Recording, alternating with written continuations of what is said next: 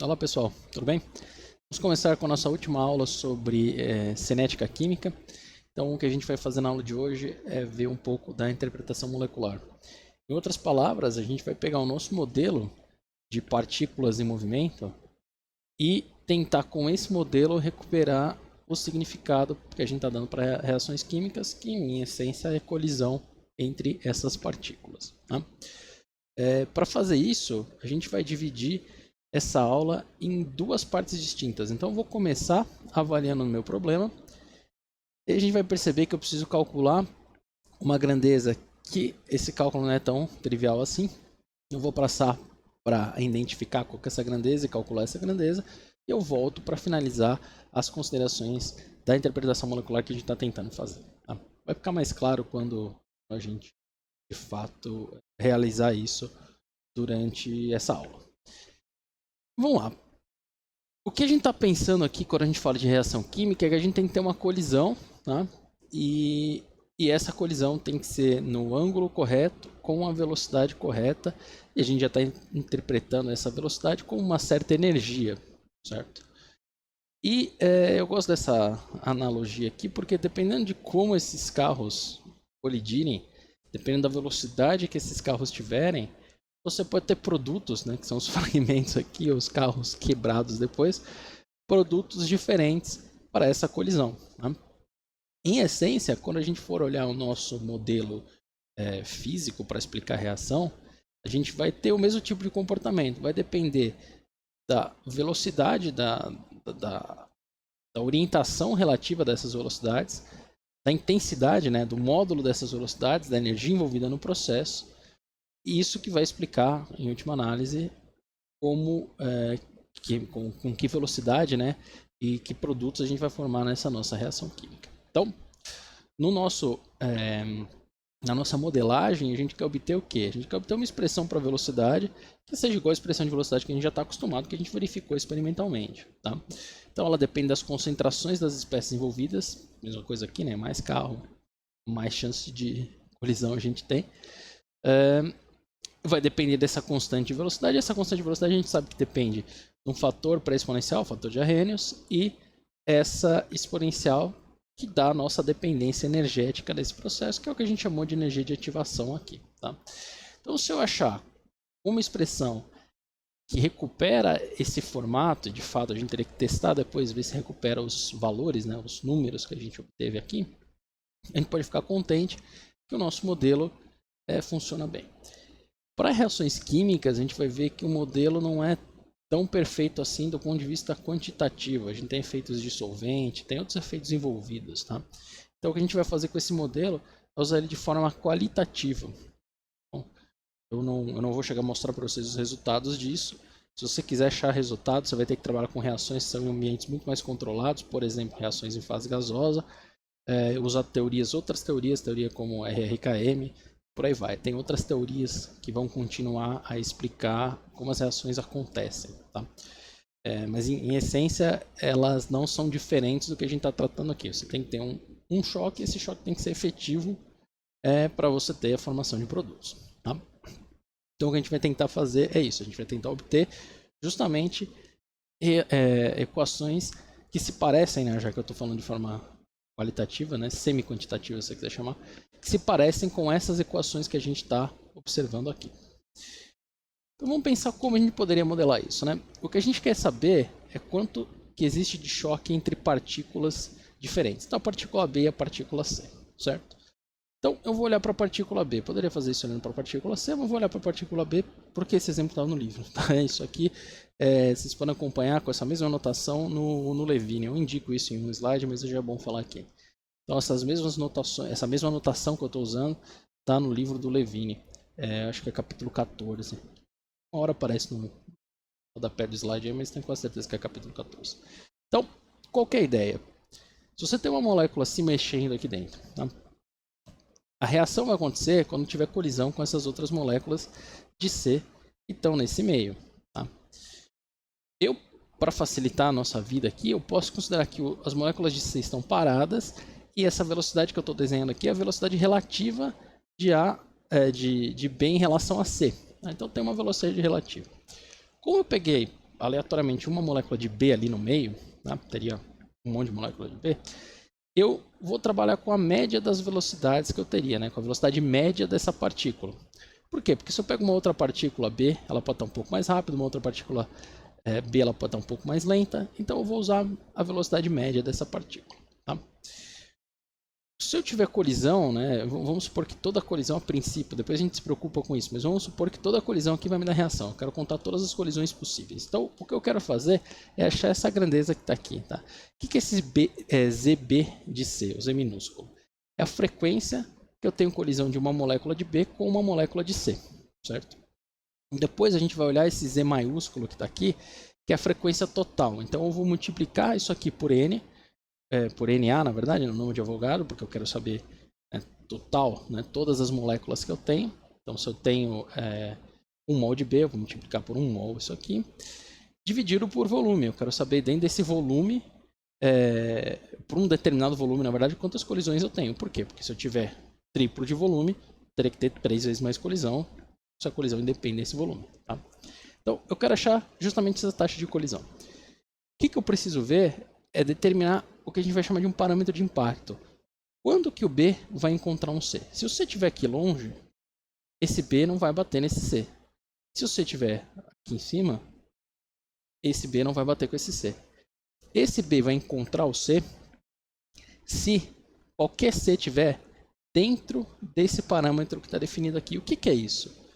Se eu pegar o B e o C, qualquer coisa que tiver maior que a soma desses raios aqui, né, se eu tiver um pouquinho mais distante, então o B aqui e o C aqui embaixo, se tiver um pouquinho maior do que a soma desses raios, um já vai passar longe do outro e eles não vão de fato colidir. O mínimo que eu posso ter de distância aqui nesse caso, porque são esferas rígidas nesse modelo até agora, é a soma de B e C. Então, qualquer coisa menor que essa soma, esse caso aqui, por exemplo, tá? B está bem na frente do C. Então, eu vou ter colisão. Se eu tiver, né, no caso limite, o C bem na borda desse parâmetro de colisão que está aqui, eu não vou ter colisão. O B vai passar raspando aqui no C, né? Se eu desenhar mais perto ainda, ele vai passar mais raspando aí. Vai passar raspando no C e vai embora sem colisão. Tá? Então, o que a gente está fazendo aqui é definir um parâmetro de colisão que vai ser o raio do B, então eu vou desenhar aqui, vai ser o raio do B mais o raio do C, ou, se você olhar para os dois lados, vai ser a soma dos diâmetros. Qualquer molécula de C que estiver fora desse cilindro determinado, né, inteiramente fora, como essas três que eu desenhei aqui, qualquer uma dessas moléculas não vai sofrer colisão com o B que está vindo, certo? Então, isso define um volume que no qual a gente vai ter colisão de B com C. Tá? Então a gente acabou de definir um volume que vai ter essas colisões. Como é que eu posso calcular esse volume? Bom, se eu tenho a velocidade que a molécula de B está viajando aqui, que esse B está viajando, considerando separado, né, é relativa, eu posso imaginar que se ela demora um certo tempo, que eu estou pensando em ΔT, a distância que ela cobre nesse tempo vai ser a velocidade vezes a distância, certo? E eu tenho o diâmetro desse cilindro, né? Devia estar ventilado aqui. O diâmetro desse cilindro que está aqui, certo? Então o que eu posso fazer? Eu posso calcular exatamente qual que é o volume desse cilindro que está aqui. Tá? Vamos lá. Duas coisas que a gente precisa tratar aqui antes de continuar. Esse parâmetro de impacto aqui depende do meu modelo. Nós falamos que isso aqui são esferas rígidas, então a gente definiu esse parâmetro de impacto que está aqui. Tá? O correto seria falar no que a gente chama de seção de choque. Tá? Já vai aparecer lá na frente. Por quê? Porque eu posso imaginar que essas moléculas não são exatamente esferas rígidas, elas têm nuvens de elétrons em volta, como está representado aqui. Então eu tenho uma certa polarizabilidade das duas nuvens, eu posso induzir interação um pouco mais longe, e aí o que acontece é que esse cilindro ia ser um pouco maior aqui, por exemplo. Tá? Você ia sentir um cilindro um pouco maior, por quê? Porque eu tenho interações entre essas partículas atrativas nesse caso. Então, imagina que eu tenho essa espécie como espécie positiva, essa espécie como espécie... Vou fazer o contrário, tá? Só por causa do tamanho da nuvem. a espécie de baixo positiva e a espécie de cima negativa, tá? Bom, tem uma certa atração. Então, mesmo uma molécula, uma espécie C que está aqui, ela pode sentir uma certa atração e isso vai atrair essa molécula para ter uma colisão fora do diâmetro que a gente teria definido por esse fator de impacto que está aqui, certo? Se eu tiver duas espécies positivas, eu estou repelindo, então eu vou ter que estar num diâmetro muito menor do que o diâmetro que eu estabeleci. E dependendo do modelo, a gente vai ter diferenças, tá? A gente discutiu um pouco do modelo do arpão antes, você pode pensar a mesma coisa aqui. Se eu tiver alguma mudança mudança não, né? Se esse modelo não for, esse modelo da soma das esferas rígidas, né, da soma dos raios, não for condizente com a condição experimental que eu estou tentando modelar, eu vou ter um desvio disso, tá? Então, normalmente a gente vai determinar esse parâmetro como uma seção de choque. Ela vai aparecer lá no final da aula e eu volto nesse ponto. Mas lembra disso, é um parâmetro que a gente vai colocar para corrigir esse desvio aqui, tá? Mas independente disso, vamos pensar agora nesse parâmetro de impacto que é a soma dos diâmetros aí, tá? Quantos Cs existem dentro desse cilindro que podem sofrer colisão? Então, a gente vai fazer o seguinte, né? Imagina que a gente tem uma caixa ali, tá? Uma caixa enorme, não está na mesma escala que isso, um monte de C aqui dentro, tá? Um monte de C. Quanto maior for a quantidade de C, mais molécula vai se encontrar dentro desse cilindro também. Então isso vai depender da concentração, obviamente, tá? O que a gente vai considerar é o quê? Que nesse gás, ou nesse meio, né, tanto faz se é um gás ou não, se eu cortar um cilindro aqui, eu tenho uma distribuição uniforme dentro dessa caixa inteira. Então, na média, se eu cortar uma área pontilhada igual eu fiz aqui, eu vou pegar mais ou menos 3 moléculas de C, tá? Então a gente está considerando que tem uma distribuição uniforme. Dessa forma, quanto que tem dentro do cilindro? O volume do cilindro pelo volume total multiplicado pela quantidade que eu tenho de C. Então isso aqui é a quantidade que eu tenho de C, tá? Ou seja, quantos Cs existem vai ser justamente o volume do cilindro dividido pelo volume total do sistema que eu estou olhando, da caixa que eu estou olhando, vezes a quantidade de C, tá? A frequência de colisão vai ser o quê? Quantos Cs esse B encontra, colide, né, por tempo. Se eu considerar um tempo infinitesimal, esse fator, né, esse parâmetro de colisão aqui, essa frequência de colisão, vai ser justamente quanto eu tenho de C ali dentro. Então eu tenho 3 Cs que esse B encontra, ou 6 Cs, num certo intervalo de tempo. Por quê? Porque se eu dobrar o tempo, considerando que a distribuição é uniforme, isso aqui tem que dobrar. Então, por um certo intervalo de tempo, lembrando que isso aqui é uma frequência, né? Então você tem que estar em tempo menos 1, tá? Vai ser a quantidade de C que eu encontro dentro desse cilindro, ou seja, proporção do volume desse cilindro pelo volume total por tempo. Se eu substituir as expressões que eu tenho aqui, então vamos começar pelo volume, né? Na verdade é só o volume que eu tenho que substituir. Eu vou escrever NC sobre V, que vem aqui para frente. A gente já explica por que separa isso assim. E eu vou ter o volume do cilindro. O volume do cilindro vai ser a área da base, que vai ser πr ao quadrado, então a área da base, vezes a altura do cilindro, que é a velocidade média de B em relação a C, vezes dt. Como é dt dividido por dt, vai sobrar só a velocidade aqui. Tá? Então repare que a quantidade de colisões que eu tenho por segundo, a frequência de colisão, vai depender da concentração de C.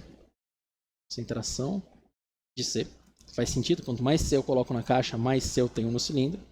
Vai depender do parâmetro de impacto. Então, se a gente quiser, como eu falei, né, da seção de choque, eu posso escrever isso aqui é π vezes alguma coisa que te dá esse parâmetro. Isso aqui é que a gente entende como seção de choque. Tá? Mas vai depender do parâmetro de impacto vezes a velocidade média de B em relação a C. Certo? Então, isso me dá o fator de colisão. Quantas colisões eu tenho? Se eu estou querendo ver reação em reação, uma certa medida de colisões efetivas, né, no caso, eu tenho que calcular esse fator de colisão que está aí, né, essa frequência de colisão. Para fazer isso, eu preciso calcular esse valor médio de velocidade de B em relação a C. E aí é o que é complicado, na verdade, né? Achar esse valor aqui que é o complicado. Todo o resto das contas é álgebra simples. que vai determinar seu modelo. Então, o que precisa ficar muito claro para vocês é esse modelo que a gente está construindo aqui. O que eu vou fazer nos próximos slides aí, nos próximos minutos, é mostrar como que a gente pode obter essa velocidade média que está aqui, certo? Então, como é que eu faço isso? O que eu quero saber é o seguinte, né? Imagina que eu tenho a capacidade de ter uma caixa cheia de moléculas com velocidades distintas, eu enfio a mão dentro dessa caixa e pego uma molécula. Quando eu enfio a mão nessa caixa e pegar uma molécula, tem uma etiqueta ali que mostra que a molécula estava com uma certa velocidade, tá? Obviamente, não é impossível fazer isso, né? Mas se você pegasse com a mão, então, e lesse a velocidade daquela partícula e anotasse no histograma do jeito que está aqui, isso aqui é frequência. Frequência é melhor usar outro termo, né? Mas eu já fui falar. Frequência ou a porcentagem de que uma molécula aparece com uma certa velocidade. Então, você enfia a mão dentro da caixa. E aqui é uma curva qualquer, tá? Porque eu não quero falar qual que é a cara da curva ainda para vocês, mas é uma curva qualquer. Eu enfiei a mão dentro de uma caixa, puxei uma partícula e olhei. Falei, ela tem velocidade V1. Eu anotei que ela tem velocidade V1. Fiz isso inúmeras vezes para ter uma certa estatística e eu consegui achar que eu tenho essa porcentagem de moléculas com velocidade V1, essa outra porcentagem de moléculas com velocidade V2, e eu faço isso para todas as velocidades possíveis, tá? Lembrando que no meu exemplo, isso é discreto, né? Eu tenho moléculas com velocidades diferentes. Na verdade, tem uma distribuição de velocidade contínua, tá? Então, o que é isso aqui? É a fração de moléculas que tem uma certa velocidade. Então, se eu pegar esse ponto aqui, eu vou chamar isso aqui de velocidade 3, certo? Qual que é a fração de moléculas que tem essa velocidade 3? Bom, vai ser dado por esse valor, essa altura que está aqui, né? Pegou no mesmo ponto inicial aqui, mas é coincidência, tá? Então, isso aqui é a fração. Ou seja, isso aqui é um histograma. Se você pensar no histograma, você tem quantidade de notas, por exemplo, tá? Então, você vai ter... Normalmente, você tem isso aqui, né? Normalmente, você tem isso, na verdade, né? Você tem isso aqui no zero, porque muita gente não faz a prova. Aí, você tem... Deixa eu desenhar isso um pouquinho melhor. Você tem as notas subindo. E se a prova é boa, que costuma acontecer, você tem uma distribuição desse jeito aqui, né? Cada nota maior, você tem mais gente com nota um pouco maior, você tem isso aqui. Então, nesse caso, 3, 4, 5, 6, eu dividi de forma errada. Então, vamos supor que uma prova de físico-química, a maior frequência, né, a maior quantidade de notas que a gente viu foi 3, que é o típico que a gente tem. Então, você tem ninguém com 9, tudo, uma pessoa que sempre tira 10 aqui, e essa distribuição, tá? Isso aqui é quem tirou 0. Então, isso aqui é um histograma de notas, é isso aqui que você vê. A gente vai fazer a mesma coisa, só que nesse caso aqui eu estou separando quem tirou 0, 1, 2, 3, então estou separando em intervalos discretos, né? Eu estou pegando um certo delta de intervalo de nota. O que a gente faz com a distribuição de velocidade é tratar isso aqui de forma contínua, tá? Então seria a mesma coisa que eu passasse uma função aqui em cima desses dados, tá? Então, no nosso caso, isso aqui vai ser contínuo e não discreto. Nota de prova de fato é contínuo também, só que a gente torna isso discreto para mostrar nesses diagramas. Tá? Bom, então o que a gente vai fazer é isso. Eu vou escrever então uma função, eu quero escrever essa função que está aqui, em preto, essa função que descreve a velocidade, eu vou chamar essa função de g de v, certo? Então, isso aqui vai ser a função de densidade de probabilidade, que é isso que a gente está escrevendo. Tá? Por que densidade de probabilidade? Porque eu tenho uma probabilidade de achar, isso aqui é uma probabilidade, essa frequência é uma probabilidade de achar uma partícula que tem a velocidade v3, que é dado por isso aqui. Ou, se eu quiser, eu posso escrever que eu tenho uma probabilidade, que é o que está anotado aqui embaixo, de achar uma partícula entre v1 e v2. Então, se eu enfiar a mão na caixa e pegar uma partícula, eu tenho uma chance menor de achar uma partícula, né, uma probabilidade menor de achar uma partícula entre V1 e V2 do que eu teria de achar, nesse caso, entre V0, né, vou colocar o V0 aqui, perdão, entre o V0 que está aqui, tá, e V3. Por que eu falo que eu tenho uma probabilidade menor para V1 e V2? Porque eu estou olhando que a área aqui de V0 a V3 é maior que a área que eu tenho entre V1 e V2, certo? Ou seja, a probabilidade de achar uma partícula com velocidade entre dois valores aqui é a integral dessa função entre esses valores, certo? Isso aqui é a probabilidade de achar uma partícula entre V1 e V2. Tá?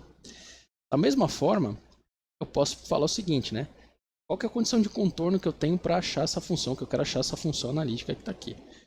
A condição de contorno é que se eu integrar isso de 0 até a maior velocidade possível, que é infinito, isso aqui tem que dar 1. E por que isso aqui tem que dar 1? Porque eu achei todas as partículas possíveis. Então, qual que é a chance de eu achar uma partícula que está de 0 até infinito? Certo? Ou seja, qual que é a chance de achar uma partícula que tem qualquer velocidade? É 100%, porque qualquer partícula que você pegar dentro dessa caixa vai ter uma velocidade entre 0 e infinito, certo? Então, isso aqui vai ser uma das nossas condições de contorno, tá? Beleza. A gente pode escrever essa distribuição. Nesse caso, estou pensando em velocidade, estou pensando que uma partícula dentro do gás vai para qualquer uma das 3 direções, né? Então, se a gente pensar que a gente tem x, y e z, a partícula pode estar se movimentando com velocidade em qualquer uma dessas direções. Isso aqui seria o v, certo? Eu posso, para facilitar a minha vida, e acredito que isso vai facilitar, tá? Posso escrever somente para uma direção? Então vou me preocupar com uma direção só e escrever como essa velocidade se comporta ali. Por quê? Porque esse é o caminho mais fácil, esse caminho que foi feito. A gente olha uma direção, com essa direção a gente acha qual que é a função de distribuição naquela direção e depois compõe esse G para as 3 direções juntas. Tá? Bom, dá para fazer isso. A única coisa que eu vou fazer é o seguinte, eu tenho uma outra distribuição, percebe que eu mudei a cara da função aqui, tá? Eu não estou contando qual que é a cara ainda, porque a gente vai chegar nisso. Eu mudei essa distribuição, eu ainda vou ter uma fração de moléculas que tem uma dada velocidade agora no eixo x, eu escolhi x porque é o primeiro, x, podia fazer qualquer um deles, a função vai ser a mesma para qualquer uma dessas 3 direções. Por que a função vai ser a mesma? Né? Mesmo, quero dizer, eles têm a mesma cara, mas obviamente a variável é diferente. É a mesma função porque eu não tenho motivo nenhum de achar que no eixo x as velocidades se distribuem diferentemente do que no eixo y. Senão dentro de uma sala eu ia ver um fluxo de moléculas resultante num sentido só, que a gente não verifica. Né? Então, o que a gente entende é que nas 3 direções essas velocidades se comportam da mesma forma. Tá? E aí, para facilitar, né, só para deixar claro isso, eu não vou trabalhar com aquele Gzão que estava ali, eu vou trabalhar com a densidade e probabilidade agora em uma direção só. Então, eu vou chamar isso de um Gzinho minúsculo, certo? Eu posso escrever isso porque eu posso pensar que a probabilidade de achar agora uma molécula com uma certa velocidade no x, no y e no z, em relação à quantidade total de moléculas que eu tenho, vai ser simplesmente a combinação dessas probabilidades. Ou seja, vai ser o produto disso tudo. Então, em vez de fazer o Gzão, que é complicado de calcular, eu vou calcular esse G minúsculo aqui, que é a distribuição de probabilidade, numa direção só.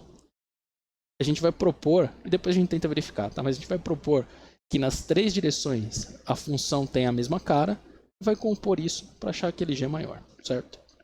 Então é isso que a gente vai fazer. Bom, uma outra coisa que eu preciso contar para vocês é o seguinte, se eu tenho essa distribuição de velocidades aqui, eu posso, por exemplo, calcular qual que é a velocidade média de uma partícula entre V1 e V2. Então, o que eu quero aqui é a velocidade média dessa partícula na direção G. Nesse caso, eu vou anotar assim, tá? Entre V1 e V2, certo? Eu quero a média nesse intervalo. Imagina que isso aqui não é contínuo. Imagina que eu tenho esses 3 pontos, né, que estão aqui. Como é que eu vou calcular essa média? A velocidade V1, então eu vou anotar aqui do lado, tá? Essa média, tá aqui em cima mesmo. Essa média vai ser V1 vezes quanto que eu tenho em 1, tá? Só para não anotar V1 de novo. Quanto que eu tenho em 1 dividido por N, mais V2, quanto que eu tenho em 2 dividido por N, mais V3, quanto que eu tenho em 3 dividido por N, certo? Ou seja, se você escrever isso aqui, o que você está fazendo é tomando justamente a média, né? É a fração que eu tenho de V1, então vamos supor que isso aqui seja 20%, 20% dá? 20%, contando, tem que bater a conta aqui no gráfico, mas 20% dessa molécula, 40% dessa, 40% dessa que tem a mesma porcentagem, certo? O que a gente está fazendo justamente é calculando a média disso. Como isso aqui não são apenas 3 pontos, é um conjunto inteiro de pontos, o que a gente vai fazer é somar isso para um dV pequeno. Ou seja, a gente vai fazer uma integral do jeito que está aqui, certo? Então, se eu quero achar a média de Vx entre dois extremos de velocidade, tanto faz o extremo que está aqui, tá? O que eu vou fazer? Vou multiplicar Vx pela probabilidade que eu tenho, né? A densidade de probabilidade que eu tenho de achar aquilo, certo? E nesse caso não é uma soma, nesse caso é uma integral, então eu vou integrar isso entre os dois intervalos. Uma coisa que eu passei direto aqui, eu esqueci, né? No caso da velocidade total, então se eu estou olhando o gzão de V, essa distribuição que eu tenho, ela começa em zero e vai até infinito, certo? Porque a menor velocidade possível é zero. Nas três direções, a menor velocidade possível que eu tenho aqui, se eu for voltando isso aqui, é menos infinito e a maior é mais infinito. Por quê? Porque eu posso ter uma velocidade infinita voltando, uma velocidade infinita indo, e a velocidade total ainda ser diferente de zero. Tá? Então a velocidade total composta nas três direções não pode ser menor que zero. Porque isso significaria que eu teria uma energia negativa, né? Se você pensar que a velocidade meio de mv quadrado vai ser a energia translacional do seu sistema. Tá? Bom, se eu quero saber então, em todo o intervalo, em todas as moléculas possíveis no meu sistema, com todas as energias possíveis, qual que é a média de velocidade? Que é justamente o que a gente está procurando, né? Lembra que o que a gente está procurando é a média de velocidade de B em relação a C. Tá? Total, né? Não só no eixo. A gente chega lá. Então, o que é essa média de velocidade? É a integral de menos infinito até mais infinito dessa distribuição aqui vezes o Vx, vezes o valor que a gente está procurando. Se eu quiser achar a velocidade média ao quadrado, eu vou fazer esse cara ao quadrado. Se eu quiser a velocidade média multiplicada, elevada a 112, eu vou fazer esse cara elevado a 112 que está aqui. Qualquer coisa que eu queira descobrir, qualquer forma dessa função que eu queira descobrir sobre 3, eu vou pôr sobre 3 aqui, certo? Qualquer coisa que eu queira descobrir, eu vou colocar e fazer essa mesma conta dentro da integral. Por que eu estou falando isso? Porque para a gente, para as contas que a gente vai fazer, é muito mais fácil ir atrás da média da velocidade ao quadrado, certo? A média da velocidade ao quadrado vai ser o que então? Vai ser a distribuição de probabilidades que eu tenho, né, multiplicado pela espécie, multiplicado pelo que eu quero calcular, que é Vx ao quadrado. Nos intervalos que Vx existe, porque eu quero fazer o sistema inteiro. Tá?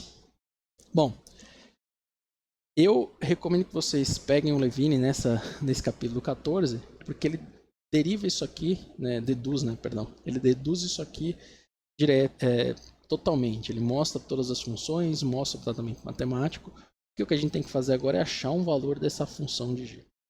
Então eu vou pular um pouco essa parte, porque eu precisaria de uma aula inteira só para mostrar essa dedução. É muita conta que de fato é feita ali. Então eu peço para você pegar esse livro, se você estiver realmente interessado em ver essa dedução, e seguir por ali. Tá? O que importa mais para a gente é o seguinte, que essa função a gente consegue mostrar estudando, né, as condições que a gente tem para essa função de distribuição de probabilidades, que ela tem essa cara que está aqui. Então ela vai ser uma constante vezes uma exponencial. Tá? Então isso aqui é uma constante qualquer, vou chamar de C cortado aqui, vezes uma exponencial de algum valor que está aqui dentro. Tá? Esse valor vai depender da sua variável, nesse caso Vx, e aqui vai depender do quadrado, então tem uma certa constante antes dele. Tá? Com o tratamento que a gente faz, olhando as funções, como as funções se comportam, a gente consegue falar que essa função g ela vai ter a forma de um treco aqui, um número, que depende desse b que está aqui dentro, e esse mesmo b que existe, né, que vai aparecer dentro dessa exponencial que está aqui. Tá? Então esse b sobre 2 aparece na frente desses dois pontos. Com essa função e com as condições de contorno, a gente consegue achar o valor de b. Tá? Então o que eu estou fazendo aí, eu estou cortando uma dedução enorme para a gente ganhar um pouco de tempo aqui. Mas o que importa é, eu sei que se eu pego essa função, que eu chutei uma forma para ela que está aqui, e faço essa integral inteira vai ter que me dar a velocidade média quadrática, certo? A velocidade quadrada que está aqui. E a gente sabe que essa velocidade aqui, ela vai te dar, de fato, a energia do seu sistema. Se você pensar, né, como eu disse antes, a energia cinética, a energia translacional disso, vai ser meio de m vezes o V quadrado, a gente pode escrever nesse contexto, esse M de esse V de uma certa direção X. Tá? Ou seja, o que eu vou ter é 1/3, porque a gente pode lembrar da partição de energia que a gente fez nos 3 eixos, né? A gente falou que a energia cinética que a gente ia ter, que seria energia interna para a gente, então eu já vou estar com energia cinética, era 3/2 de mv quadrado, certo? Vou falar que a gente já está falando da média aqui. Ou seja, para uma direção só, isso aqui vai ser meio de mv quadrado numa direção só. Tá? O que a gente estava falando é que isso aqui, perdão, meio de mv quadrado é 3/2 de RT, é isso que eu estou falando. Tá?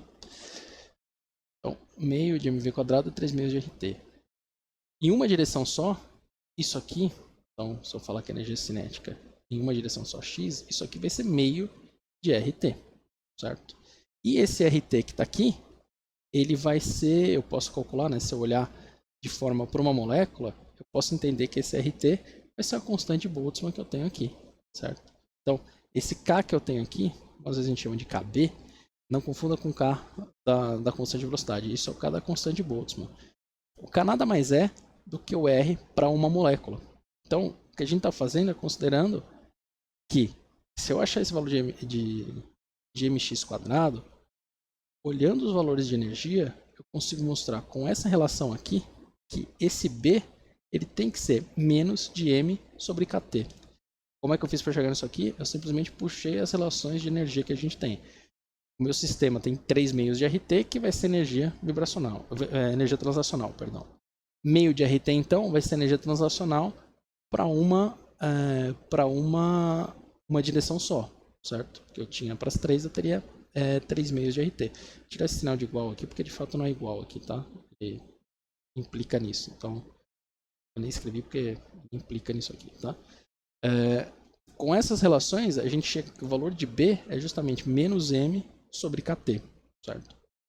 Se você quiser, você pode usar o M da massa molar e usar um R aqui, porque você está fazendo para 1 mol, tá? Então, se é K ou R, só muda a quantidade de moléculas que você está falando. Se eu estou olhando um conjunto inteiro de 1 mol, eu estou usando o R, a constante universal dos gases. Se eu estou olhando para uma molécula só, eu estou olhando para a constante de Boltzmann, tá? Isso aqui é a constante de Boltzmann. Eu gosto de anotar isso aqui como KB, mas como eu disse, né, eu estou usando aqui a nomenclatura do Levine para poder acompanhar num livro só. Então vai ficar como K aqui, mas não confunda com o K da constante de velocidade, tá? São casos diferentes. Bom, achando esse valor de B, eu posso pegar e substituir o valor que a gente achou aqui de menos M sobre KT aqui nessa expressão. E eu vou chegar nessa densidade de distribuição que está escrito aqui. Então, no eixo X, a fração de moléculas que eu vou achar com uma certa velocidade vai ser dado pelo quê? Por essa distribuição que está aqui. Tá? Então, se eu quiser achar essa fração, eu vou ter que integrar tudo isso. Né? Se eu olhar do jeito que está, eu vou passar, né? Como se eu passasse esse dever pagar, integrar-se dos dois lados. Tá? Ou seja, o que isso aqui me fala é que a velocidade vai depender da temperatura da minha amostra, né? Das moléculas que eu tenho, e da massa que essas moléculas têm, certo? E a gente sabe que isso faz sentido, né? A gente discutiu logo nas primeiras aulas do curso que se você mudar a massa das partículas, considerando que era um gás ideal, a energia continuaria a mesma porque a temperatura não muda. Aí essa expressão vai te falar justamente como que isso não muda. Tá? Então, se a gente olhar a distribuição disso, então agora tem um gráfico que representa essa distribuição. Tá? O que ela me mostra? Que eu tenho essa distribuição simétrica, então para valores de velocidade negativos e positivos eu tenho o mesmo comportamento. Tá? Ainda bem, né? Porque não teria motivo nenhum para justificar a ida em uma direção, um sentido em detrimento de outro. Tá? A gente vê que essas distribuições elas vão para zero quando a velocidade aumenta, que faz sentido, né? Porque a chance de eu achar uma velocidade muito alta é muito mais baixa do que achar alguma coisa perto da média que está aqui, certo? E um resultado interessante que a gente percebe é que se aumenta a temperatura de 300 para 1000 Kelvin, eu vou esticar essa curva para velocidades mais altas, que faz sentido com o que a gente entendia para a temperatura, né? Quanto maior a temperatura, maior a energia cinética do sistema. A gente falava que maior era a agitação das moléculas. Então eu tenho uma fração maior, que dá para calcular agora, né? Então, acima de 500, por exemplo, tá?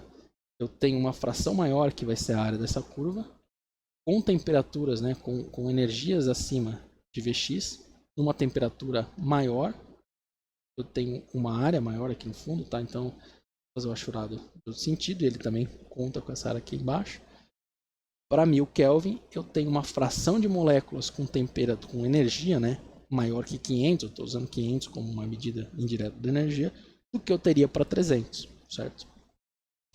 Quanto menor a temperatura, mais perto de zero vai ser essa distribuição, certo? Então, se eu enfiar a mão numa caixa contendo nitrogênio, sabendo que a função tem essa cara aqui agora que a gente desenhou, estou olhando só Vx, então eu puxei a molécula, tem uma etiqueta falando qual era o Vx que ela estava quando eu peguei. Tá? A chance de eu achar a 300 Kelvin uma molécula a 1000 com velocidade Vx 1000 vai ser menor do que a 1000 Kelvin, que vai ser menor do que a 2000 e assim por diante. Tá? A área das duas curvas vai ser sempre a mesma. Então, se eu achatar a curva, que é o que está na moda agora falar, né? Se eu achatar essa curva, como a área vai ser a mesma, eu vou esticar essa curva mais para os lados, certo? Quanto mais eu achato a curva, menor for o pico aqui, quer dizer que eu tenho mais velocidades, uma quantidade maior de velocidades disponíveis. Então essa curva vai esticar mais nesse eixo X que está aqui, certo? Então esse é o significado disso, tá?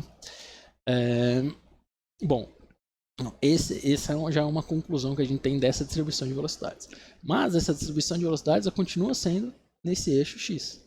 E isso aqui ajuda, mas não ajuda muito, porque a molécula vai nas três direções. Então o que a gente vai fazer? A gente vai considerar agora que eu tenho que compor a minha distribuição de velocidades, distribuição de probabilidades, perdão, das velocidades total, uma composição dessas três distribuições que eu tenho no x, no y e no z, certo?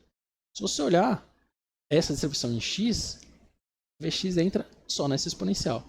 Então esse produto inteiro vai ser esse termo que vai aparecer nas três, então 3 meios disso aqui, para ver que surgiu de novo 3 meios, né, que a gente vai usar como 3 meios de RT, vezes a exponencial dessas somas de velocidades que eu tenho aqui, certo? Bom, a soma dessas velocidades é o que eu estou chamando dessa velocidade total que está aqui, tá? Então, o que eu vou fazer é o quê? Antes eu tinha esse elemento de volume que eu calculei xy, vou colocar a coordenada aqui só para eu poder desenhar.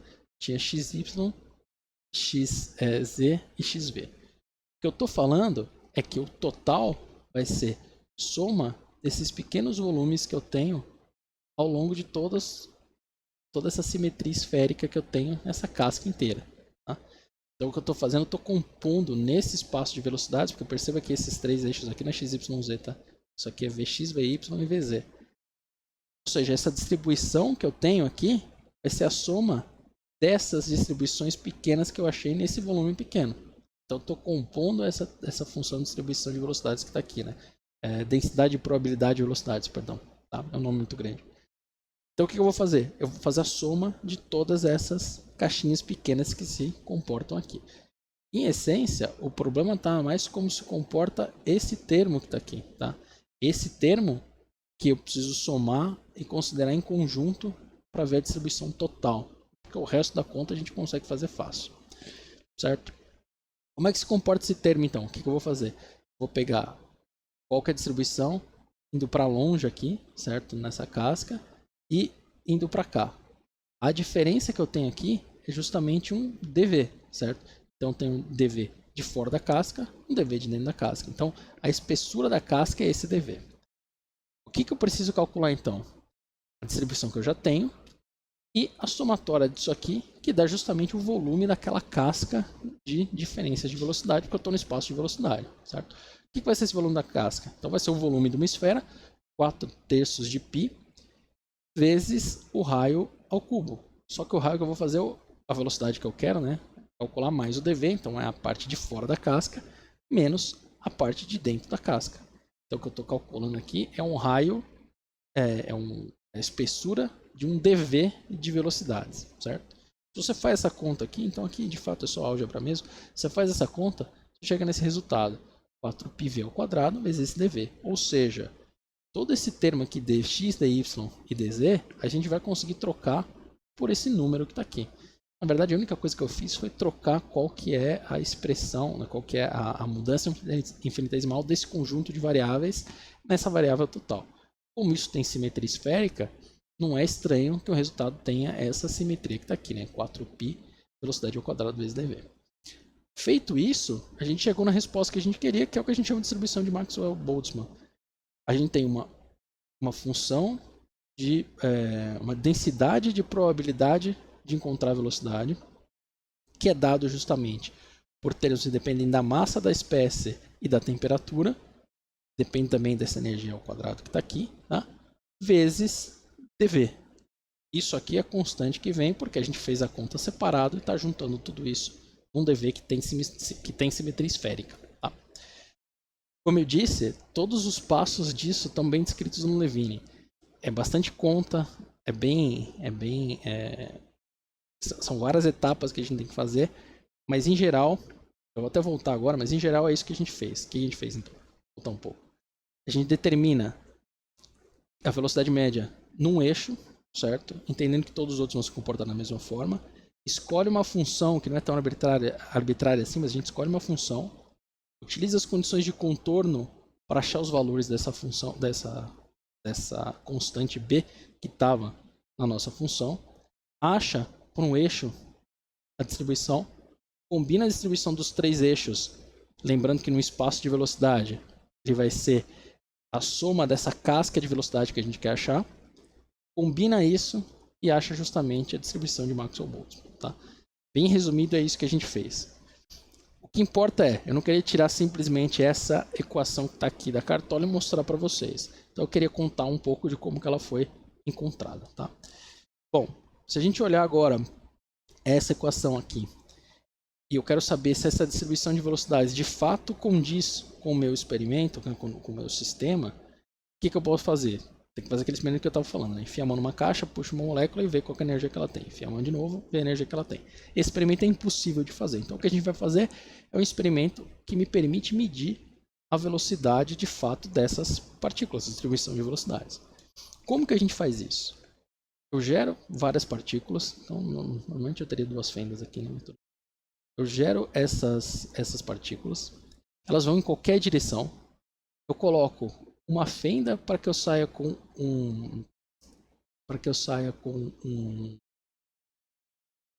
um feixe colimado. Então, tudo que não estiver passando por esses dois furos aqui, que vai passar reto, vai morrer colidindo aqui em algum lugar. Então, só vai passar o que está justamente em uma direção. Vou chamar essa direção de X agora, tá? Então, estou fazendo isso aqui nessa direção X. E aí eu coloco um seletor de velocidades, que é isso aqui. O que é esse seletor de velocidades? Está representado aqui, né? A partícula vai entrar. Tem esse rasgo nesse seletor. Esse seletor gira. Então, quando a partícula andar, se a partícula é muito lenta, o seletor vai andar para lá e a partícula vai bater aqui e vai morrer. Se a partícula é muito rápida, ela vai passar reto e bater do outro lado e vai morrer. Só a partícula que casa com a velocidade de giro desse sistema vai encontrar sempre um caminho em linha reta até o detector. Porque quando ela andar e estiver nessa posição, esse rasgo andou também controla nessa posição, certo?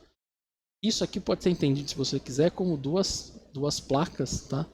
Duas placas, vou fazer isso, duas placas que tem aqui com um furo, tá? Tem esse furo aqui, eu tenho uma outra placa aqui que tem também um outro furo que está um pouquinho mais para baixo, né? Estou olhando isso de lado, isso aqui tem simetria cilíndrica. Nesse momento a partícula passou para cá. Se esse furo vai subir e chegar nessa posição aqui, quando a partícula atingir, a gente selecionou a velocidade. A única diferença para esse seletor é que eu tenho infinitas placas, né? Então, se eu tenho infinitas placas, eu tenho esse caminho cortado aqui. Eu tenho esse sulco espiral. Se eu faço isso e faço esse experimento, no detector só chega espécie cuja velocidade é compatível com essa velocidade de rotação aqui do meu seletor. Então eu vou fazer um diagrama que está aqui. Na verdade eu vou fazer a contagem do meu detector, em função dessa frequência que está aqui. Então eu anotei que tem uma aqui, anotei que tem outra aqui, e vou mudando essa frequência, tá? E vou vendo uma distribuição. Se eu sei essa frequência e eu sei a velocidade relativa para passar por causa dessa frequência, eu achei Vx. Se eu achei Vx, eu consigo combinar isso para o V total. Então, com esses dados experimentais, eu consigo achar justamente qual que é a distribuição de G de V que eu estou procurando. A função de probabilidade de distribuição de velocidades, tá? Esse é o nome inteiro dela. Que é o que está aqui. Então, se eu olho para um diagrama, nesse caso aqui ainda é o G de V, tá? É para uma dimensão só, vamos chamar isso aqui de X, tá? Então a gente vai chamar tudo de Vx aqui. Para esse experimento, tá? Nessa faixa de temperatura, esses são os dados experimentais que a gente acha, tá? Então, eu falei que é Vx, mas não é Vx não, isso aqui é V mesmo, isso aqui já é o V total, porque senão ele não sairia do zero, tá? Perdão. Ele é simplesmente a nomenclatura é diferente porque isso aqui veio de outra fonte, tá? Então, deixa eu apagar isso aqui e fazer de novo. Por que não pode ser Vx? Porque esse cara aqui parte de zero, não tem como Vx ser zero, tá? Ele tinha que ser simétrico. Isso aqui é o G, é o que a gente está chamando de G maiúsculo, tá? Então se quiser eu vou pôr um G maiúsculo aqui. As fontes são diferentes, tá? Mas o V já estava certo, já não estava com X. Então, o que a gente percebe? A distribuição de velocidade experimental que é dado por esses pontos tem um ajuste bom para essa curva que a gente achou aqui, tá? Então, para esse caso, que são átomos de argônio, se eu não me engano, a temperatura baixa, consegue verificar uma distribuição de átomos com a velocidade do jeito que está aí, que faz sentido com o que a gente estava vendo. Na verdade, a distribuição, se você plotar a curva, ela tem justamente essa cara que está aqui, tá? Ela sobe, ela parece uma gaussiana, mas ela é um pouco mais esticada para velocidades maiores, tá? E por que isso importa, né? Lembra que o que a gente quer achar é a velocidade média de B em relação a C, certo? Então, se eu quero achar a velocidade média de B em relação a C, lembrando que isso aqui agora é V, então eu parto de zero, o que eu vou ter que fazer é pegar essa função de densidade de probabilidade que eu já achei, certo? Que aqui ele mostra como F também, porque cada um mostra uma anotação. Mas eu vou pegar essa função de probabilidade, de densidade de velocidades, densidade de probabilidade de achar a velocidade, multiplicar por V, que eu quero achar o valor médio, integrar de zero até infinito. Agora eu tenho o valor de G de V já, então eu só tenho que fazer essa integral. Então eu pego essa função, multiplico por V e faço essa integral. Como eu tenho um monte de constante aqui no começo, isso tudo vai sair para fora aqui como constante. Eu vou fazer a integral dessa exponencial que está aqui, que é uma diversão imensa que você tem que considerar em coordenadas polares para resolver. É uma integral bem divertida para resolver, na verdade. Tá? Vai dar um raiz de π por aí.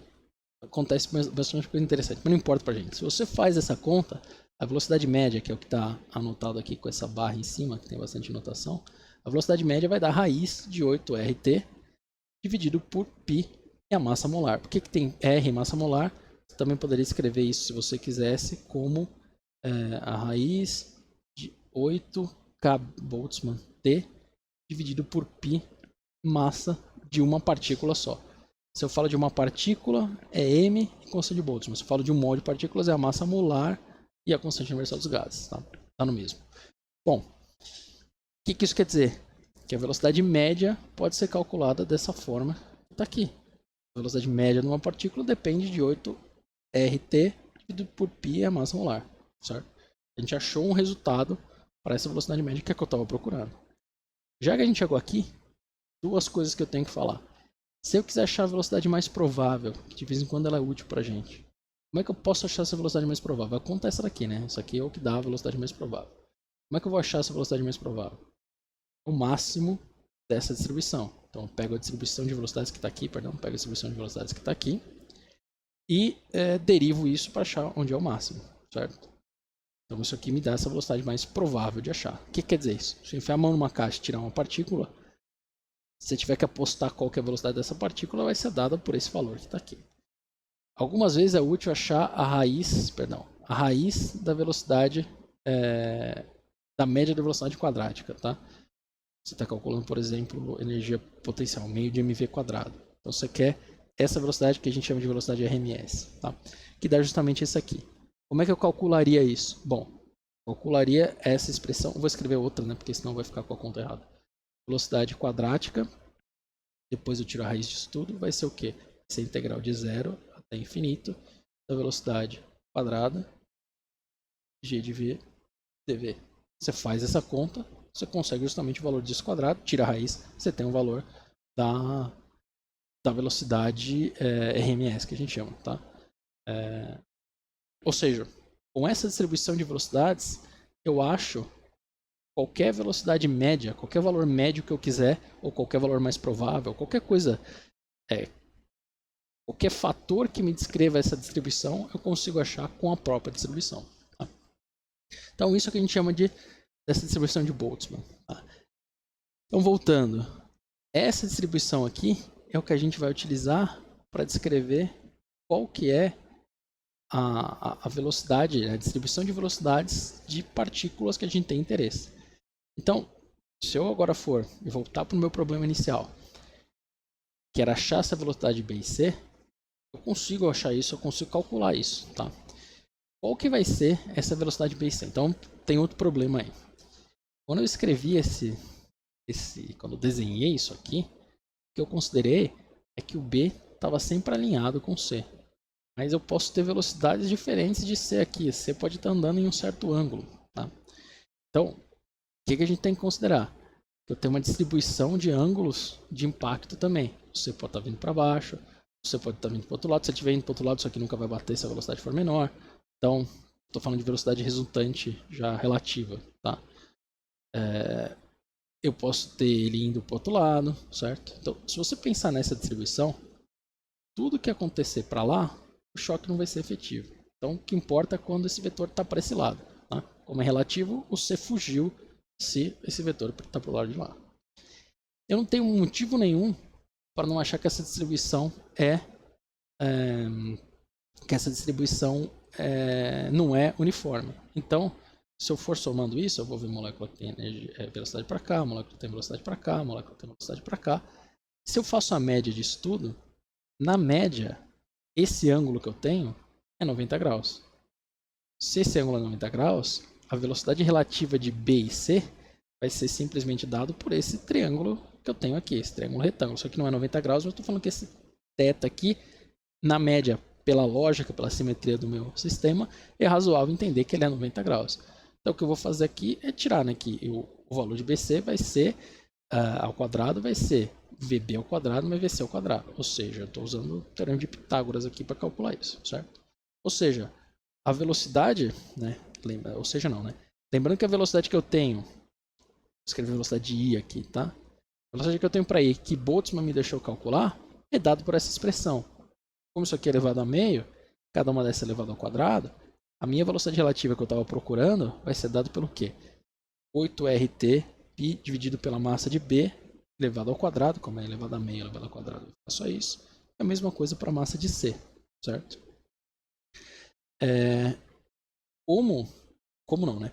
O que a gente estava fazendo era tentar justamente achar o valor dessa velocidade média, não quadrática no caso, mas dessa velocidade média para B em relação a C. Considerando tudo isso, né, que a média de velocidades é 90, a média de ângulo é 90 graus, né, o ângulo mais provável, né, o ângulo médio é 90 graus. Usando a distribuição de Boltzmann, eu posso agora pegar o fator de colisão que a gente tinha e simplesmente substituir essa expressão aqui embaixo, né, a raiz dela aqui embaixo. Que é o que a gente vai fazer. Então, vou pegar a velocidade, troquei a velocidade naquela expressão. Tá? Então, o que eu estou fazendo é o fator que eu tinha, que era o meu parâmetro de impacto, certo? Vezes a velocidade que eu tinha, que era a velocidade que eu achei elevada a meio, vezes o valor de NC que eu tinha ali. Então, o NC sobre V estava aqui, esse é o meu parâmetro de impacto, e eu simplesmente estou trocando pela raiz dessa expressão que está aqui em cima. Tá? Se eu reorganizo isso um pouco mais, eu vou agora ver que 8RT sobre π aparece nas duas. Então, vou ter 8RT sobre π aqui em evidência, 1 sobre a massa molar de B mais 1 sobre a massa molar de C. vezes NC sobre V. Tá? Isso aqui é o fator de colisão de um B batendo num C. O que a gente quer de fato é todos os Bs para um certo elemento de volume. Que a gente comentou no começo. Tá? Se aumentar o volume, aumentaria. Então eu quero para um certo elemento de volume. O que vai ser isso? O número total de Bs que eu tenho, certo? Então eu tenho N Bs, eu não tenho só um. Pode ser um mol, por exemplo. Vezes esse fator para um só, dividido por V, porque eu quero isso por volume. Tá? Ou seja, vai ser esse cara aqui, Zzinho de B de C, vezes NB sobre V. NB sobre V que entrou aqui e já vai ficar claro porque eu joguei ele para o final. Tá? Então é a mesma expressão multiplicado por NB sobre V. Certo? O que é essa expressão? Essa expressão é a quantidade total de choques que eu tenho dentro de uma caixa entre B e C. Certo? Todos os Bs vendo todos os Cs para um certo elemento de volume. Se eu trocar, se eu triplicar esse volume, se eu quadriplicar esse volume, essas colisões vão aumentar em proporção. Mas para um certo volume é a quantidade de choque que eu tenho. E note que ela depende do quê? Ela depende da temperatura. Faz sentido, né? Porque se eu tenho mais temperatura, eu tenho mais movimento. Ela depende do parâmetro de impacto que eu estou usando. Lembrando que a gente pode trocar isso por um parâmetro que representa melhor aquela reação. E as concentrações de B e C, que é o que a gente viu, né? Se eu aumento a quantidade de C, eu tenho mais B batendo em C. Se eu aumento a quantidade de B, eu tenho o mesmo choque de B com C, mas eu tenho mais Bs fazendo choques. Tá? Então, é essa expressão que eu tenho. O que isso aqui me fala, então? Isso me dá a quantidade de colisões que eu tenho. Bom, se a gente olhar agora o jeito que a gente estava modelando a reação química, a gente sabe que a reação química, a constante de velocidade, depende, né, pode ser dada por essa expressão de Arrhenius, fator para exponencial e a dependência de energia. Então isso aqui é dependência de energia, o limite mínimo de energia para ela ocorrer. O A, a gente sabe que mostra um aumento de energia com T, porque você vai ter cada vez mais colisão. E o que a gente pode pensar é que, por uma temperatura infinita, esse termo aqui vai para 1, na verdade, né? Ele não vai importar. E a quantidade de reação que eu tenho, o limite, né, para a velocidade infinita, vai ser justamente esse A, que é esse fator pré-exponencial. Se eu combino essas duas coisas, eu tenho essa expressão que está aqui. Alguma coisa que depende da concentração de B e depende da concentração de C. Um termo que vai me dar as colisões totais, independente da energia. E um termo que é essa exponencial que pondera a energia. Tá? Se eu olhar a expressão que a gente acabou de encontrar, eu tenho aqui a concentração de B, concentração de C. Certo? E aqui na frente eu tenho um termo que me dá justamente a quantidade máxima de colisões, que é esse termo que está aqui. O que falta é justamente esse termo exponencial, que me representa qual que é o limite de energia que eu tenho para a reação. Tá? O engraçado é o quê? Que a gente sabe com isso, né, fazendo essa correlação, que a maioria das colisões não é efetiva. Então, isso aqui me daria todas as colisões possíveis. Em essência, eu achei o valor de A. Tá? Mas eu ainda tenho esse valor dessa exponencial. Por que eu tenho o valor de exponencial? Por que é E elevado a essa energia? Tá? Tem um negócio que chama fator de Boltzmann, que mostra que a quantidade de energia, de partículas que eu tenho com uma energia maior, que eu estou chamando de ativada, em relação às partículas desativadas, depende justamente dessa exponencial com um certo valor de energia. Tá? Então, a relação entre esses dois estados é dado pela diferença de energia. O que eu quero dizer com isso? A velocidade que eu vou ver vai depender das moléculas que têm energia suficiente para passar dessa barreira. Tá? E essa dependência exponencial, se a gente voltar, você vai ver que está dentro do valor da distribuição de velocidades. Então, vou voltar um pouco aqui. Tá? Aquele G de V tem essa exponencial que está aqui. E essa exponencial que depende de velocidade que está aqui dentro. Ou seja, dentro dessas velocidades médias, eu tenho uma certa dependência de exponencial que recuperaria o que está escrito aqui, certo? E por que a gente tem esse comportamento? Bom, estou mudando um pouco de assunto de novo, sem contar muito, tá? O que é esse fator de Boltzmann? Imagine que eu tenho duas energias possíveis no meu sistema, tá? Eu tenho um estado 0 que eu chamei aqui, eu tenho um estado 1, tá? A energia desse estado 0, o estado é meu, eu chamo do que eu quiser, eu vou falar que é 0, certo? Então o meu referencial de energia 0 é aqui. Tá? Isso aqui é um primeiro caso desse lado, então vou chamar isso aqui de primeiro caso, isso aqui é um segundo caso, tá? Não, vamos olhar só o primeiro caso agora. O que esse fator de Boltzmann me fala é o seguinte, que esse fator vai ser dado justamente pela energia que eu tenho no meu estado, E elevado a menos energia sobre kT. Então, se essa energia aqui é zero, eu tenho esse exponencial de E elevado a zero. Tá? A energia, o fator que eu tenho para achar partículas aqui em cima, vai ser ponderado pela energia que eu tenho. Se essa energia aqui for maior que zero, esse fator aqui vai me dar uma quantidade de moléculas menor nesse nível. Se eu aumento a diferença de energia, olhando para o caso 2 agora, aumentei ainda mais a diferença de energia. O E1 agora é muito maior que o E0. O que vai acontecer? Aqui está a sombra do E1 para a gente comparar, tá? Eu tinha 3, 4, 5, 6, 7, 8, 9, 10. Tenho 10 partículas aqui, tá? Então eu tenho 30% no estado de energia maior, 70% no estado de energia mais baixo. Se eu aumento essa energia, vou favorecer com que o sistema tenha mais partículas em energia baixa. Então eu vou ter uma partícula aqui em cima e 9 aqui embaixo, porque a diferença de energia aumentou. E isso vai ser dado justamente por esse fator de Boltzmann que está aqui, que vai medir essa distribuição de energia. E repare que não é à toa, né, que tudo quase que a gente viu tem esse comportamento de exponencial de energia elevado a menos, exponencial elevado a menos energia sobre kT, ou RT, né, depende se é uma molécula ou várias. Por que isso aqui é relevante?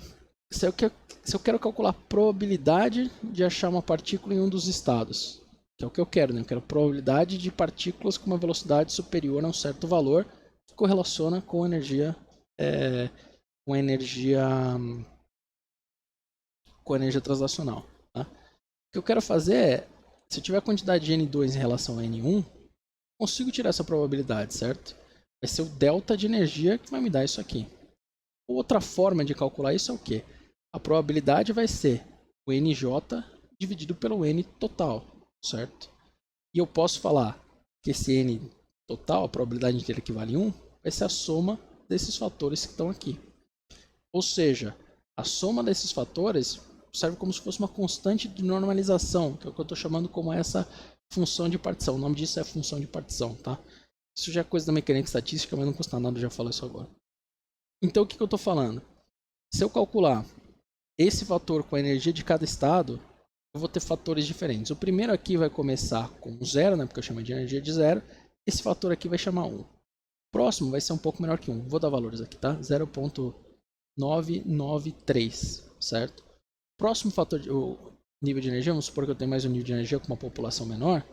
Esse fator 2 aqui vai ser menor que 1, ele vai ser, sei lá, 0.910, tá? Vai ficando cada vez menor. O que eu posso fazer é calcular a probabilidade que eu tenho como o meu fator, né, em relação ao fator total. Então o total disso aqui vai dar quanto? Vai dar 1 mais 0,993 mais 0,910, certo? Isso aqui vai dar, não sei, vai dar um valor maior que 1, tá? Vai dar quase 3, tá? 3, vou chamar de aproximadamente 3. Ou seja, se eu quero achar a probabilidade de achar no primeiro estado aqui, a minha probabilidade, que é esse P maiúsculo, essa probabilidade maior de achar no estado 1, vai ser o quê? 1 sobre 3, que é a soma de tudo, certo? Eu posso escrever essa soma de tudo como essa função de partição aqui, que é justamente a soma de todos os fatores de Boltzmann. Tá? E aí isso facilita a minha vida, por quê? Porque agora eu vou escrever sempre a probabilidade de achar um estado I qualquer. Então a probabilidade de eu achar um estado I qualquer vai ser 1 sobre Q, que é a minha função de partição, que é, deixa eu escrever um Q melhor, que é como se fosse uma normalização dessa probabilidade, sobre Q, vezes um P minúsculo, vezes I, né? Que está em J, que está em I. Não sei porque que eu fiz J aí, porque estava J em cima. Por algum motivo eu achei que tinha um valor aqui, né? Pra você ver. Mas vamos lá. Eu vou até apagar porque a mesma coisa está escrita em cima. É bom eu ler, né, as coisas. Vamos. Ou seja, essa função de partição que a gente chama, ela serve como uma constante de normalização. Se eu tiver um nível só acessível, que eu vou chamar de energia zero, esse valor aqui vai ser 1. E o valor desse cara aqui também vai ser 1. Então, a probabilidade de eu achar em um estado que só existe é 100%. Tá? Se eu tiver dois estados e essa diferença de energia, ou 3 estados como eu tenho aqui, essa diferença de energia for maior, esse Q vai ser um número cada vez maior, certo? Então, esse número aqui vai subindo. Usei números muito altos aqui, tá? Mas é só para dar um exemplo numérico, qual que seria essa probabilidade. Então, o que eu estou tentando falar com isso? Já que eu cheguei a falar de fator de Boltzmann, eu estou falando dessa função de partição. Por incrível que pareça, na mecânica estatística, você vai usar essa função de partição aqui para recuperar todas as funções termodinâmicas do sistema. Por que todas as funções termodinâmicas do sistema? Porque ela tem acesso, né, ela tem informação dos níveis de energia disponíveis para o seu sistema. Então, por mais que pareça estranho falar isso aqui agora, essa função de partição aqui vai ser a grandeza mais relevante da mecânica estatística, porque ela vai permitir chegar em todas as funções termodinâmicas a partir do comportamento microscópico dessas partículas. Tá?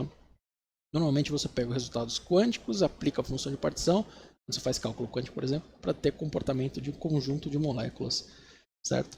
Mas isso é desviar um pouco do assunto. O que é importante aqui? O importante é que a distribuição dessas partículas nesses estados, ou distribuição em condições de energia maior ou menor, ela segue essa exponencial que está aqui, dada no fator de Boltzmann, certo?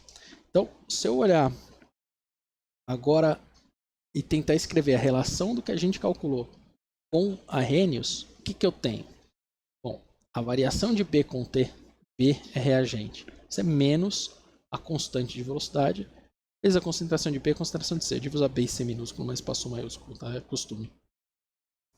E eu sei que essa constante é o fator pré-exponencial vezes a dependência da energia de ativação.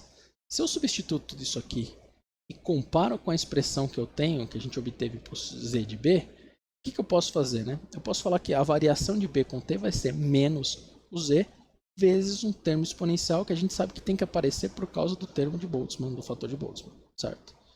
Se eu comparo essas duas coisas, eu tenho as concentrações aqui, eu tenho o exponencial, então esse valor que eu tenho aqui do fator de colisão vai ser justamente que dá esse fator de A. Então a taxa de colisão, posso escrever também aqui, tá? Essa taxa de colisão vai ser esse fator que a gente achou de B e C. Como eu comentei antes, né? O que a gente gosta de anotar aqui é que esse B, esse Z aqui, na verdade, dependeria das colisões, mas eu gosto de colocar esse termo na frente aqui, que é o que a gente chama de seção de choque, né? Que é o que vai me dar um parâmetro de impacto para corrigir se eu tiver qualquer desvio daquele modelo que eu mostrei. Ou seja, essa distribuição de velocidades que a gente trata no nosso modelo, daquele cilindro onde você vai ter as colisões, ele recupera as mesmas informações que a gente obteve olhando os dados de dependência da temperatura com a relação de Arrhenius. Tá? Só lembrando que a única modificação que eu fiz aqui é introduzir essa seção de choque, né, chamo aqui, porque essa seção de choque ela corrige qualquer diferença do modelo. Bom, onde que entra o efeito da temperatura aí? Qual que é a relação que a gente faz e por que essa relação que a gente faz é válida, né? Essa dependência de G de V, da distribuição de probabilidade de velocidades, ela tem essa dependência exponencial, como eu falei antes. Então ela tem essa queda exponencial com energia em relação a T. Se eu pensar no que acontece, então tem uma reação que o nitrogênio vai fazer. Tá? Quanto mais eu aumento a temperatura, mais eu vou esticar e achatar essa curva aqui para frente. Qualquer semelhança com o que a gente tem discutido o tempo inteiro com a questão da pandemia não é mera coincidência. Tá? Nesse caso com temperatura, óbvio, mas as curvas se comportam de uma maneira semelhante e não é à toa.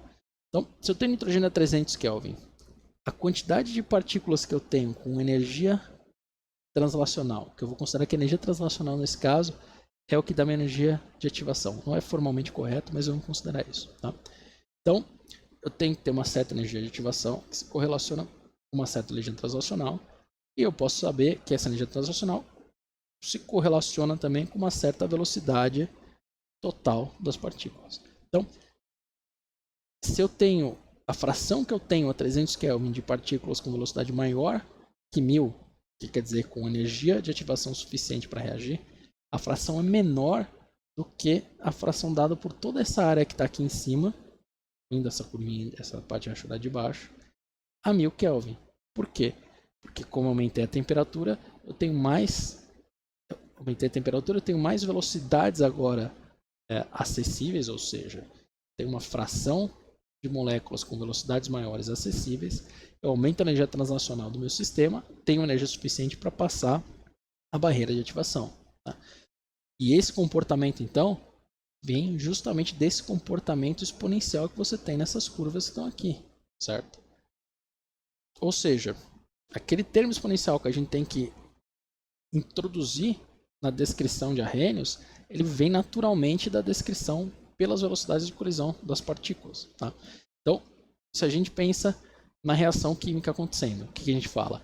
Se eu aumentar a temperatura, eu vou ter uma fração de moléculas maior com energia suficiente para passar esse estado de transição e chegar em produtos. Quando a gente fala de fração em moléculas, é porque a gente está pensando já numa distribuição de velocidade, por isso que é fração, uma distribuição de partículas com energia suficiente para chegar lá. Tá?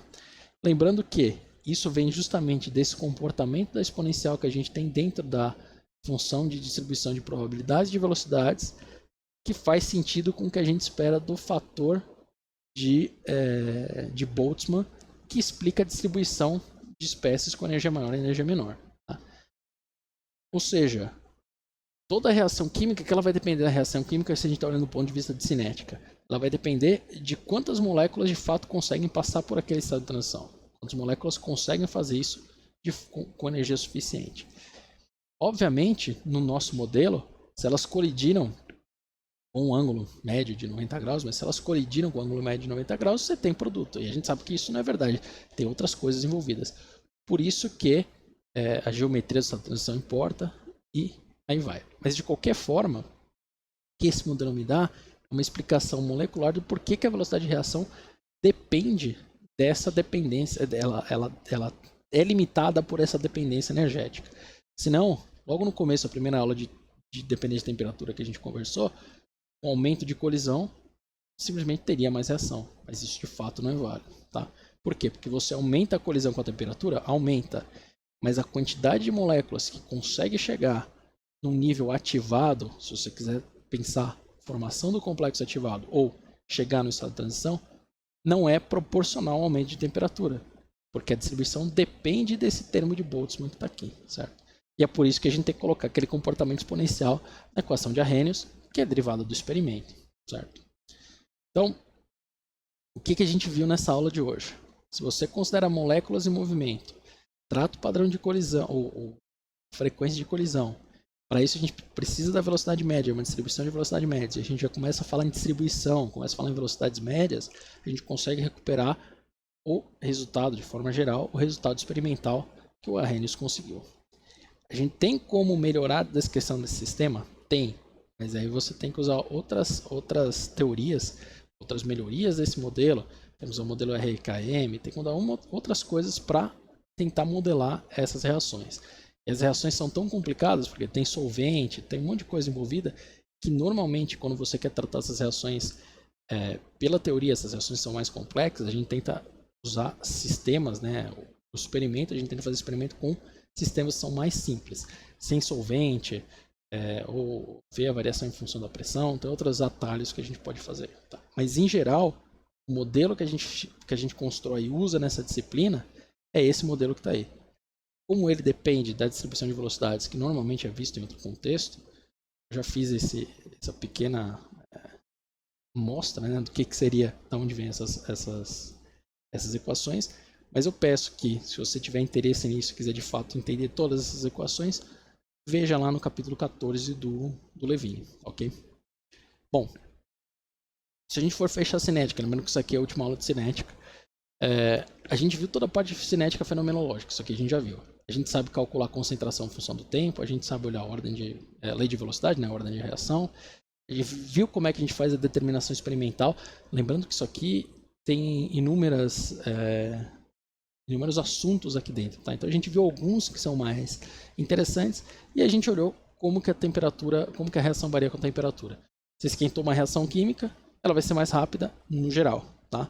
Tem casos que vão diferenciar. Isso fez com que a gente entrasse numa discussão de qual que seria o modelo para descrever essas reações, que é a teoria do estado de transição e essa relação da cinética termodinâmica. Tanto na aula de hoje, que a gente vê isso de forma de colisão e olha a distribuição de velocidades, quanto na teoria do estado de transição e na equação de Eyring, que a gente viu na aula passada, que dá uma ideia de como que esse estado de transição, ou seja, a sua barreira energética, para avaliar isso, não é tão formal isso, mas aquela barreira energética depende da energia do seu estado de transição, como ela depende de uma entalpia de ativação e de uma entropia de ativação, tá? Lembrando que a entropia está dentro do próprio parâmetro A do fator pré-exponencial, certo? E uma coisa bem relevante, as reações raramente são reações elementares, elas são conjuntos de relações elementares que fazem um mecanismo de reação. Isso a gente viu também quais são as aproximações que a gente tem que tratar para escrever esses mecanismos complexos, que foi o caso que eu tratei em aula aqui, que está disponível, acho que 2 aulas atrás, do mecanismo de reação do N2O5, certo?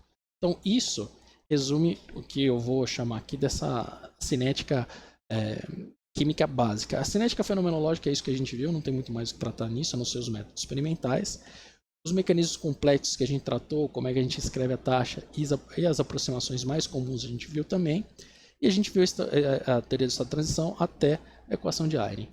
Depois disso, já é algo muito mais complexo e ainda bem estudado e tem outras teorias sendo construídas aí. Tá? Mas isso resume o que a gente tinha que ver em cinética. O que eu peço para vocês fazerem nessa aula é entender do ponto de vista molecular como que aquelas colisões se relacionam com esse tipo de diagrama que a gente tem aqui. Tá? Como que aquelas colisões dão origem a esse tipo de potencial de energia. Isso, somado ao que a gente viu na última aula da superfície de potencial, resume tudo que você tem que saber, nesse estágio pelo menos, sobre cinética química e a correlação entre a termodinâmica e a cinética. Lembrando que a gente trata isso separado, mas todos os sistemas que você vai trabalhar, não estou nem aí que você trata separado. Então você tem que separar do ponto de vista termodinâmico, para saber se algo é favorável, do ponto de vista cinético, se ele vai acontecer ou não vai acontecer enquanto você estiver observando, quando você estiver vivo ou na história da humanidade, certo? Bom, era isso que a gente tinha para tratar de cinética. O estudo guiado que a gente tem dessa parte é bem rico na parte de dedução dos mecanismos complexos e nessa construção do modelo molecular. Eu recomendo que vocês façam isso dessas sessões. E é isso que a gente tinha para tratar de cinética. Tá? Então eu desejo para vocês bom estudo sobre cinética. Vocês sabem, qualquer coisa é só entrar em contato para a gente poder tirar dúvida. Então era isso para a aula de hoje e até logo.